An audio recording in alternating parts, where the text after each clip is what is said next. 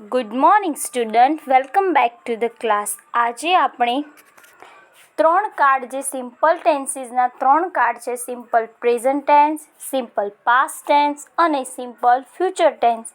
તે પૈકી આપણે આગળ સિમ્પલ પ્રેઝન્ટ ટેન્સ યાની કે સાદો વર્તમાન કાળ ભણી ચૂક્યા છીએ. પણ આજે આપણે સાદો ભૂતકાળ યાની કે સિમ્પલ પાસ્ટ ટેન્સ, જેને આપણે ગુજરાતીમાં કહીશું સાદો ભૂતકાળ, એ કાળ વિશે જાણીએ.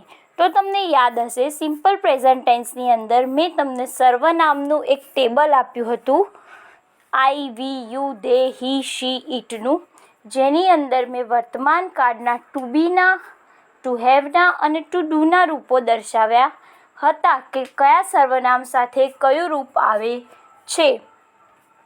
અહીં એવું જ એક ટેબલ બતાવ્યું છે જેમાં તમને વર્તમાન કાળ તથા ભૂતકાળમાં આવતા ટુ બી અને ટુ હેવના બંને રૂપો દર્શાવેલા છે. તો એ ટેબલ સમજીએ.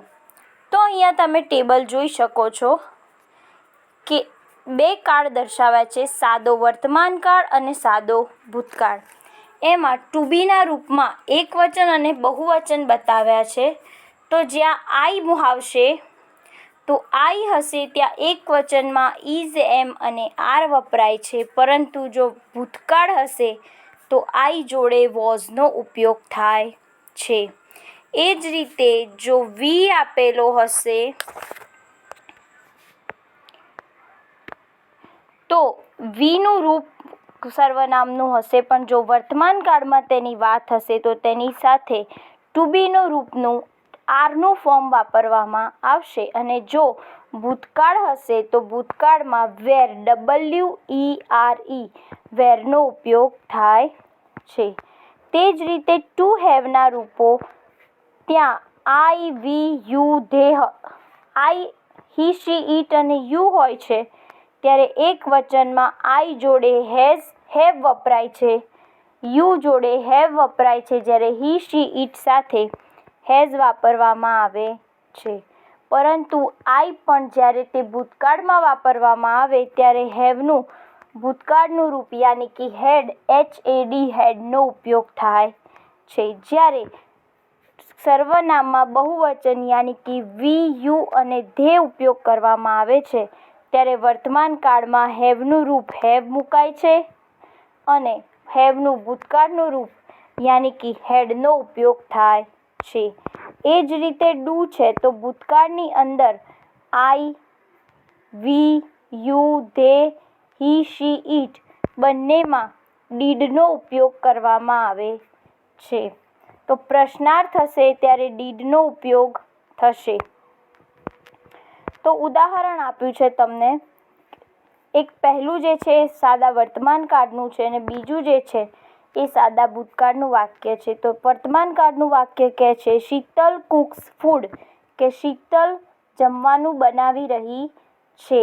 જ્યારે બીજું વાક્ય જે છે એ કહે છે કે શીતલ કુકડ ફૂડ, યાની કે શીતલે જમવાનું બનાવી દીધું છે. તો ઉપર તમે કુક્સ જોયું વર્તમાન કાળમાં, એટલે કે બનાવે છે, જમવાનું બનાવે છે.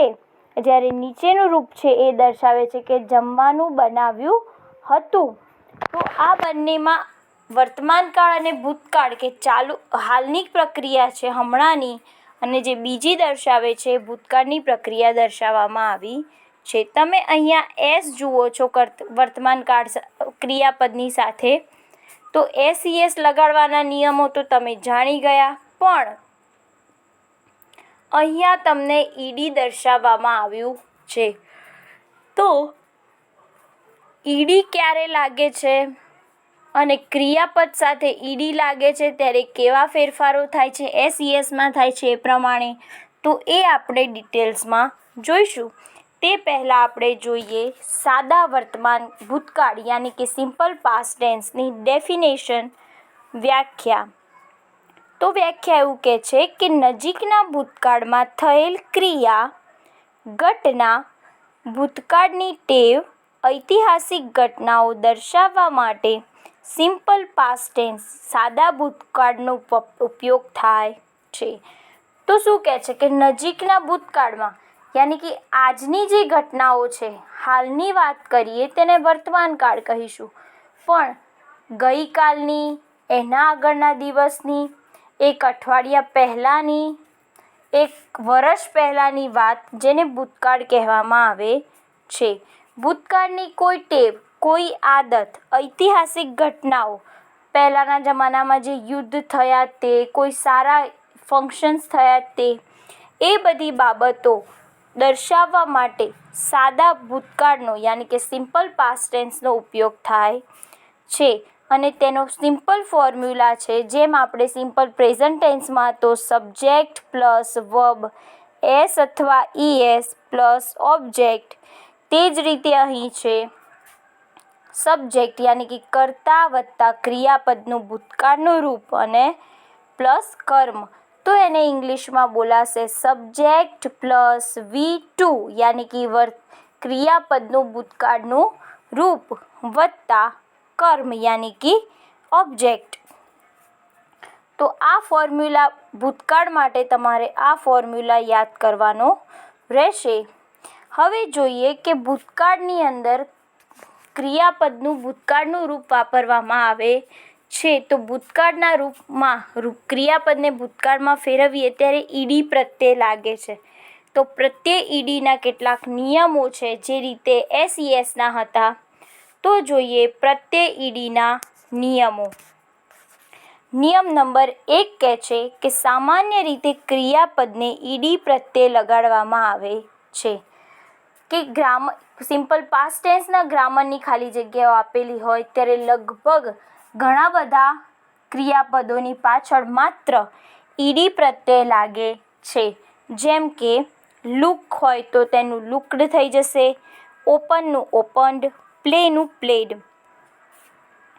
નિયમ નંબર 2 એવું કહે છે કે જો ક્રિયાપદના મૂળ રૂપને અંતે ઈ હોય તો ફક્ત ડી પ્રત્યય લાગે છે.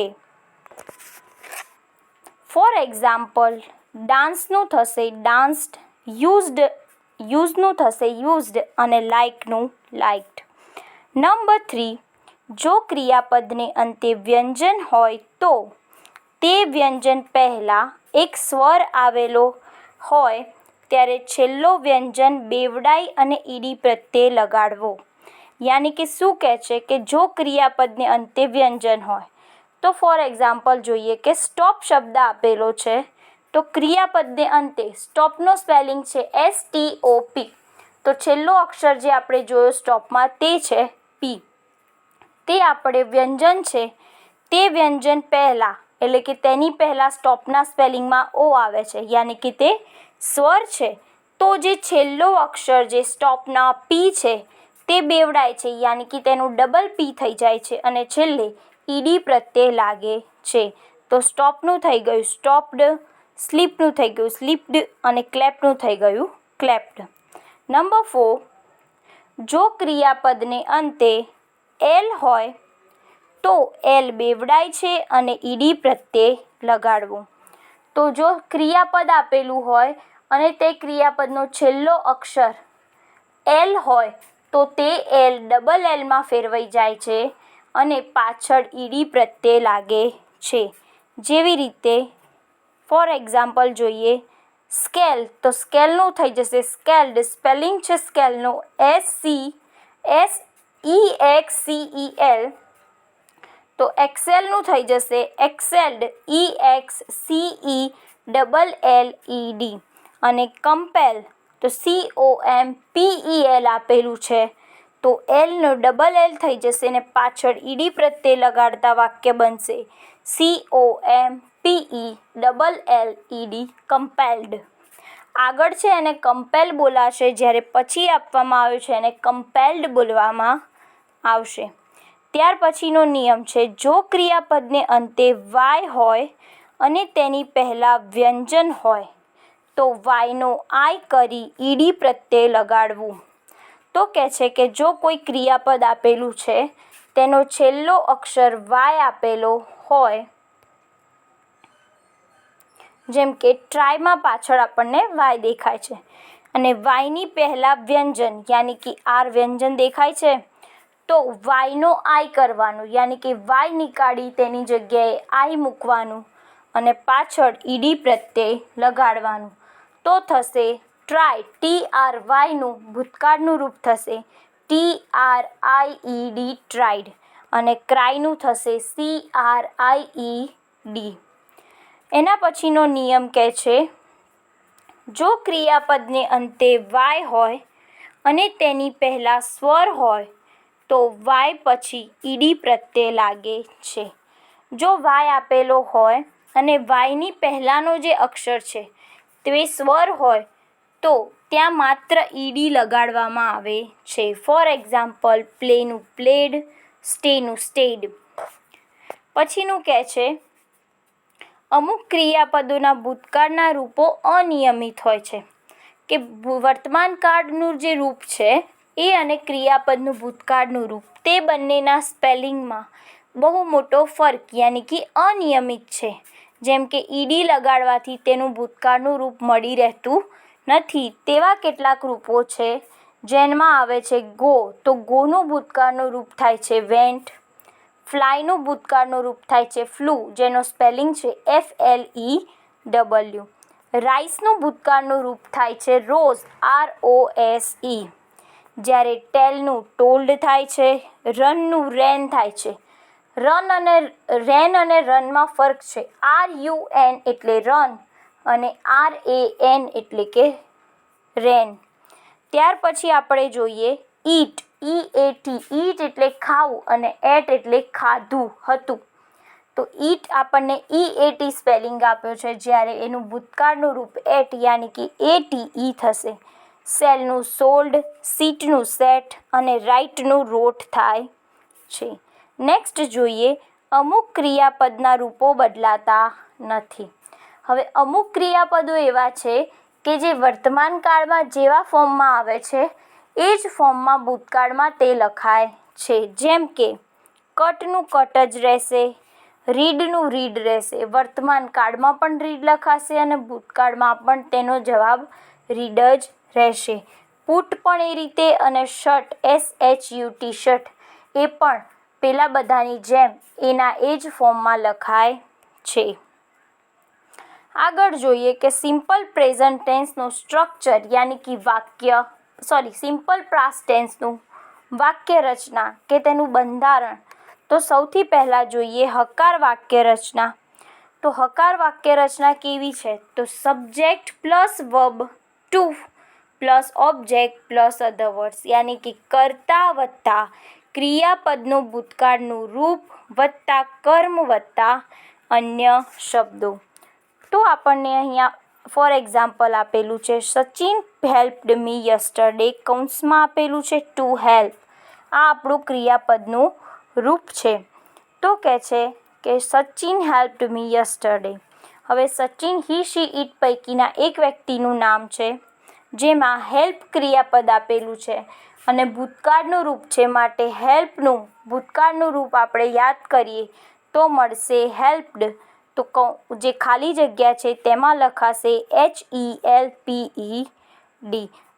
ત્યાર પછી જોઈએ નકાર વાક્ય રચના. તો નકાર વાક્ય રચનામાં તમે જોઈ શકો છો subject plus did not plus verb 1 plus object plus other words. યાની કે અહીંયા ડીડ નોટ પ્લસ V1 થઈ ગયું, જ્યારે ઉપર તમે જોયું કે V2 વપરાય છે.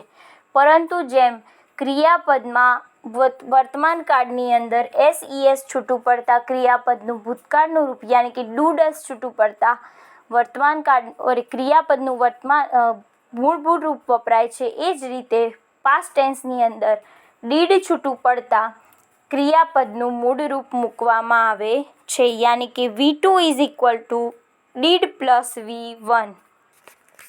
અને ડીડ નોટને બીજું ડીડન્ટ કહીને પણ લગાવી શકાય છે. તમે ડીડ નોટની જગ્યાએ ડીડન્ટનો પણ ઉપયોગ કરી શકો છો. વાક્ય જોઈએ. ઉપરનું જ વાક્ય જે હકારમાં લીધું હતું તે જ વાક્યનું નકાર બનાવ્યું છે. જ્યાં અંડરલાઈન કરેલી છે એ શબ્દો ખાલી જગ્યાના રૂપમાં તમને પૂછાશે. તો અહીંયા આપેલું છે કે સચિન ખાલી જગ્યા નોટ હેલ્પ મી યસ્ટરડે, કૌંસમાં તે જ સ્પેલિંગ હેલ્પ આપેલો છે ક્રિયાપદના રૂપમાં. તો જોઈએ કે ફોર્મ્યુલા પ્રમાણે સબ્જેક્ટ આપણે મૂકી દીધો છે. હવે આપણને હેલ્પ્ડ આપેલું હતું, ત્યાં હેલ્પ્ડમાંથી ડીડ છૂટું કરીને આપણે મૂકી દીધું. ત્યારબાદ નકાર વાક્ય રચના હોવાથી નોટ ફોર્મ મૂક્યું અને કૌંસમાં આપેલું જે ક્રિયાપદ હતું એનું V1નું રૂપ યાની કે હેલ્પ એઝ ઇટ ઇઝ જેમ હતું તેમ જ મૂકી દીધું ને બાકીનું વાક્ય એમનું એમ. માટે વાક્ય બને છે Sachin did not help me yesterday. ત્યાર પછી જોઈએ પ્રશ્નાર્થ વાક્ય. તો પ્રશ્નાર્થ વાક્ય રચનાની અંદર આપણે આગળ જોયું હતું કે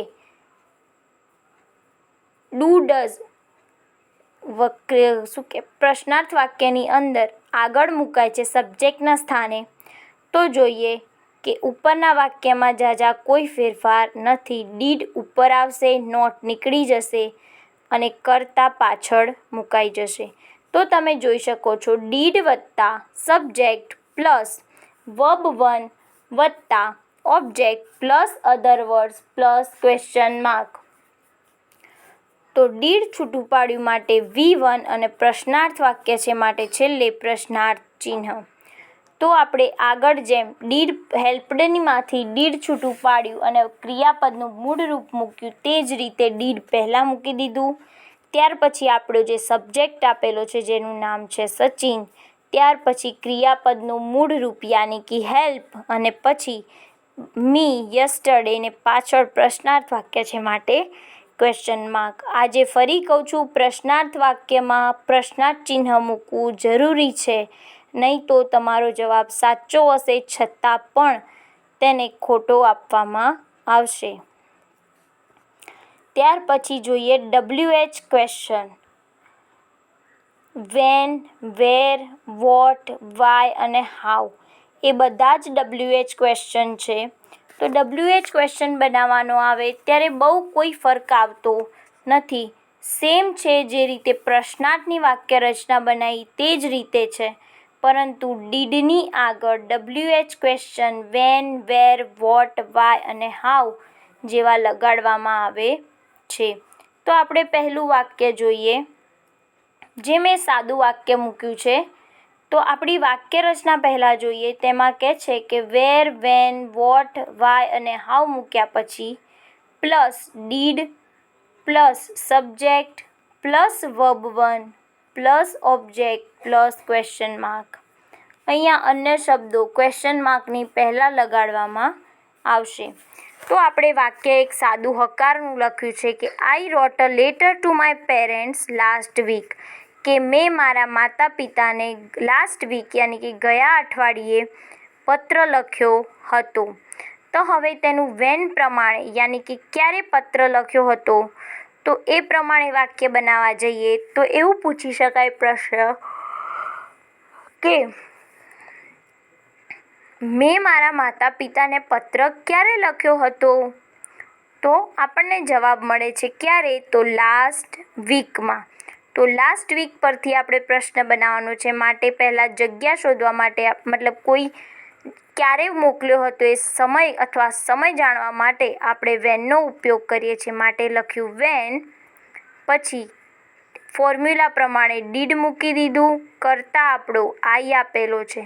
રોટમાંથી ડીડ છૂટું પડ્યું માટે થઈ ગયું write a letter to my parents last week. તો આપણી વાક્ય રચના બને છે when did I write a letter to my parents. ત્યાર પછી એવી જ રીતે બાકીના વેર, વોટ અને વાય અને હુ વાળા વાક્યો છે. ત્યાર પછી જોઈએ જે આપણે એક્સરસાઇઝ દરમિયાન શીખી લઈશું. ત્યાર પછી જોઈએ કે સાદા ભૂતકાળના કીવર્ડ્સ યાની કે ચાવીરૂપ શબ્દો.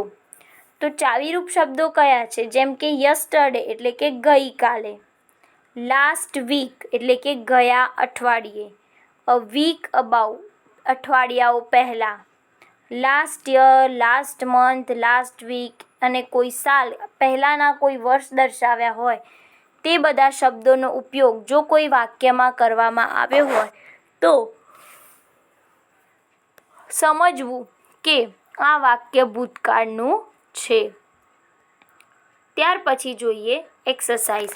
આમાં માત્ર 5 વાક્યો છે જે તમને હાલ સમજમાં આવ્યું કે નહીં તેની ચકાસણી માટે છે. ત્યારબાદ આપણે આપણી જે ગ્રામરની બુક છે તેમાંથી વાક્યો શીખીશું કે ખાલી જગ્યાઓ કઈ રીતે પૂરવી, પ્રશ્નાર્થ વાક્યો કઈ રીતે બનાવવા, નકાર વાક્યો કઈ રીતે બનાવવા તે.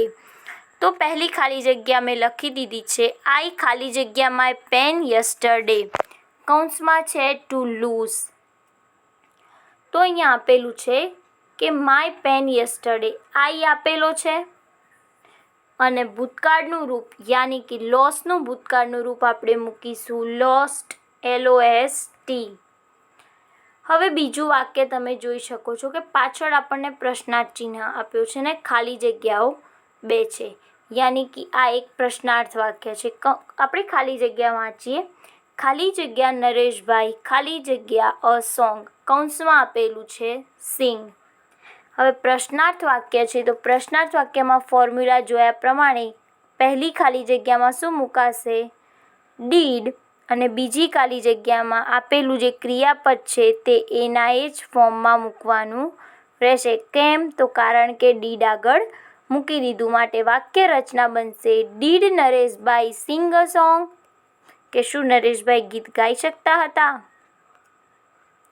ત્યાર પછીનું ત્રીજું વાક્ય છે ભારવી ખાલી જગ્યા અ પ્રાઇઝ લાસ્ટ યર, કે ભારવીને લાસ્ટ યર ગયા વર્ષે પ્રાઇઝ એટલે કે ઇનામ મળ્યું હતું.